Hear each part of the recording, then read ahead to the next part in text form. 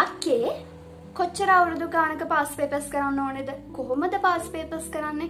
වඩ කීයක් පේපර් එක කරන්න ඕනේද කියලා අහන ඔයාලට තමයි අද මේ වීඩියෝ එක.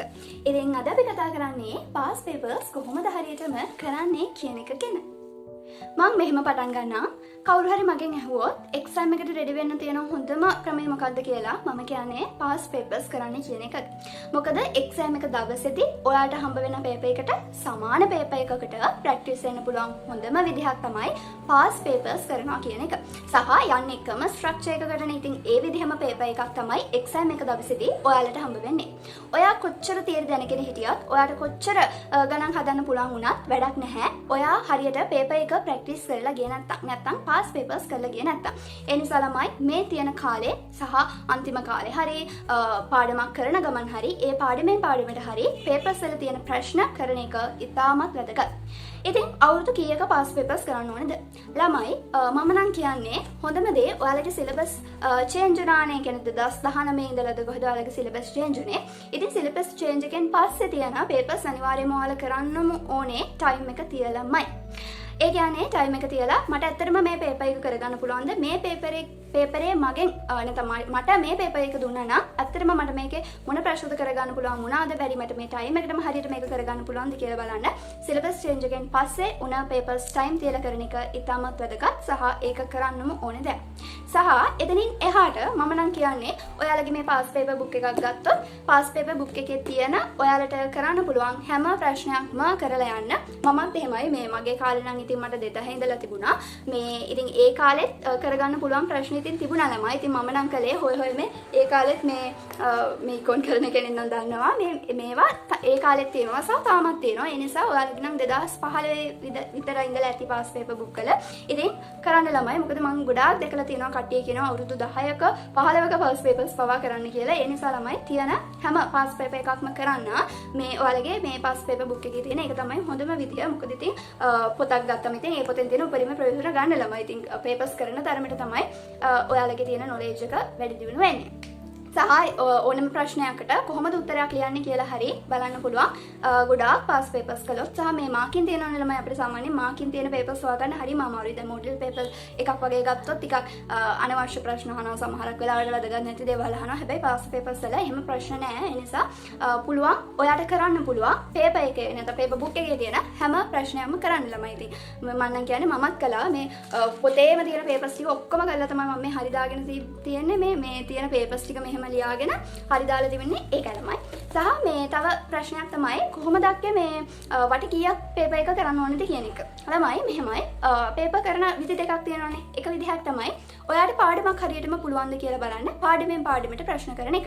ඊළඟ එක තමයි ඔයාට මුළු සිලබස් එකම පාඩම් කරලා ඉවර වෙලා දැන් ඔයාට මේ පාඩම් කරපුවා මතකද කියලා බලන්න ෆුල් පේපර් එක කරන එක. ඒ නිසා ළමයි ඉස්සෙල්ලාම පාඩම් කරන ගමන් නම් ඉන්නේ ඒ පාඩමට අදාළ පේපර් එක හොය කරන්නේ. මම කියනවා වට 3ක් මේ පේපර් එක කරන්න කියලා. ඒ කියන්නේ එකම පේපර් එක වට 3ක් කරන්න කියලා ළමයි කමක් නැහැ. මොකද ප්‍රශ්න අපිට කරන්න ඒ ප්‍රශ්න හොඳට මතක හිටිනවා. ඒ හා සමාන එකක් ඔයාලගෙන් ඇහුවොත් අනිවාර්යයෙන්ම ඔයාලට එතකොට ඒක කරගන්න පුළුවන්. ඔන්න ඉතින් පළවෙනි වටේ මම කියනවා පාඩමක් පාඩම් කරගෙන යද්දී පාඩමේ පාඩමට තියෙන ප්‍රශ්න කරන්න. දෙවෙනි වටේ තමයි ඔයා මුළු සිලබස් එකම ඉවර කරලා අන්තිමේදී ටයිම් එක තියලා පේපර් එක කරන්න මට දැන් මේ පේපර් එක ටයිම් එකට කරන්න පුළුවන්ද කියන එක. සහ තුන්වෙනි වටේ සහ ඉදිරියට ඕනම වට ගන්න ඔයාට මේකේ කරගන්න බැරි වුණ ප්‍රශ්න දිගටම කරන්න එක්සෑම් එක දවසට කලින් දවසේ අනිවාර්යයෙන්ම ඔයා මේ පේපර් එක දෙවෙනි වටේ ෆුල් පේපර් එක කරද්දී ඔයාලට තාමත් කරගන්න බැරි නැත්නම් ඔයාගේ වැරදිච්ච දේවල් මේ පේපර් එකේ රවුන්ඩ් කරලා හරි මාක් කරලා හරි තියාගන්න. මොකද එක්සෑම් එකට කලින් දවසේ ඔයාට පුළුවන් ඒ කොටස් බලන්න. මොකද ඔයාට පුළුවන් ඒවා කොහොමත් පුළුවන්. හැබැයි බැරි දේවල් ඔයාට ඊළඟ පේපර් එකෙන් ඇහුවොත් ඒක හරියට කරගන්න පුළුවන් වෙන්නේ අර බැරි දේවල් තව බලලා කළොත් තමයි. මම කියන්නේ මොකක් හරි පේපර් එකක දැන් අපිට MCQ 50ක් එනවනේ. 50න් 45ක් එනකම් ඒ පේපර් එක එහෙමම කරන්න. වට මම කියන්නේ පේපර් එක 10 පාරක් කරත් හරි කමන්නේ. දැන් පළවෙනි සැරේ මටත් එහෙමයි ළමයි. පළවෙනි සැරේ 50න් 30යි.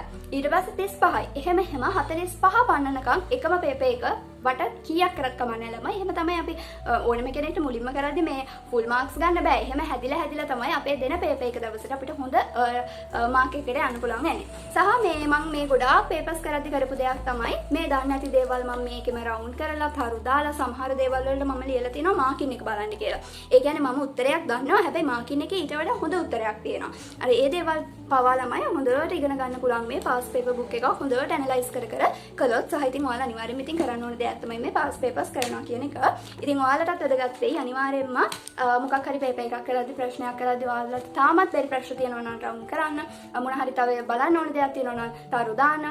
සමහර දේවල් තියෙනවා ඒ වෙලාවෙම ඉගෙන ගන්න. ඒ කියන්නේ අපි කලින් ඉගෙනගෙන නැහැ පේපර් එකේ තමයි මුලින්ම දකින්නේ. ඒ වගේ දේවල් වෙනම පොතක් අරගෙන නෝට් කරගන්න.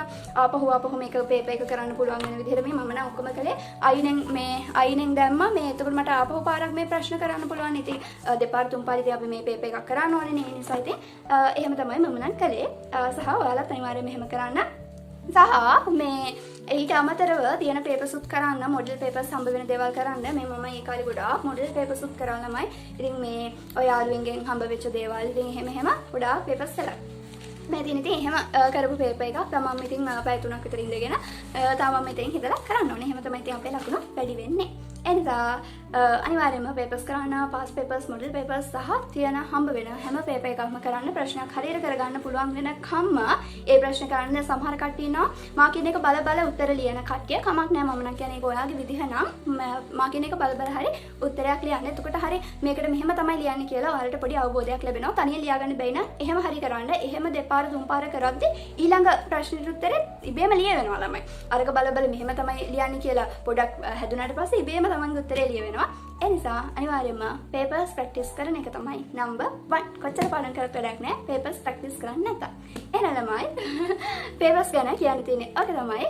මොන හරි ප්‍රශ්න තියෙනවා නම් අනිවාර්යයෙන්ම කමෙන්ට් එකක් දාලා අහන්න. ඒකටත් වීඩියෝ එකක් අරගෙන එන්න. එහෙනම් ගිහින් එන්නම්. බයි බයි.